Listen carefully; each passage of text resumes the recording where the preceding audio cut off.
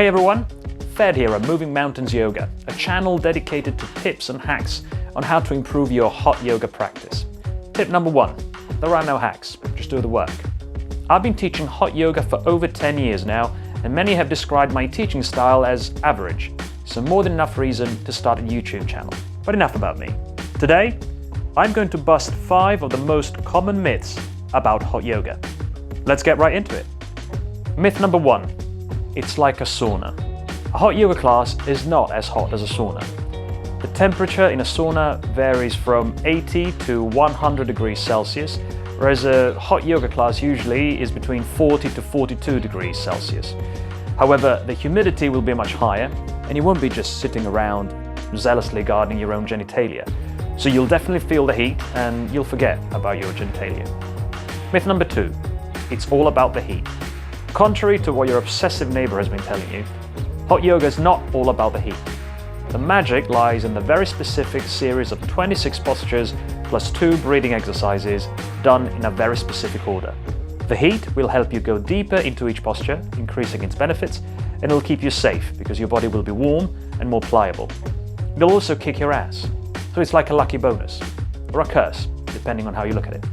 Some teachers like to keep their class as hot as the thermostat can take it before the sprinklers kick in. To those teachers I say, what's the point if 2/3 of the class are lying down, flapping like a bunch of dying fish? Myth number 3. All hot yogas are created equal. There are many hot yoga classes out there.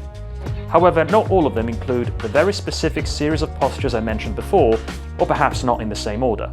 Now, I'm not saying some of them are better than others. I'm saying one of them is better than all the others, the 26 plus 2. That, of course, is my subjective opinion, and also the objective truth. I'm joking, but seriously. Myth number 4. I can't cope with the heat. Sometimes when I tell people I teach hot yoga, they reply, "Oh, I really struggle with the heat, so that's definitely not for me." But chances are those people struggle with the heat simply because they're not used to it. When they eventually try it and stick with it for a few classes, they're almost invariably surprised how quickly their body gets used to the heat, and that's not an issue anymore. That's usually when all the other issues start to surface. Myth number 5. I'm not flexible enough.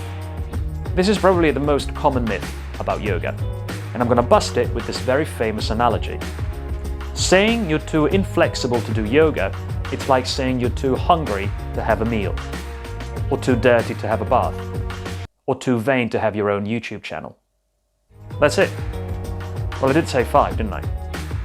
If you found this video helpful, feel free to leave a thumbs up or a comment below. And whether you're brand new to hot yoga, ready to start your journey, or a seasoned practitioner looking to freshen up your practice, make sure you subscribe and ring that notification bell.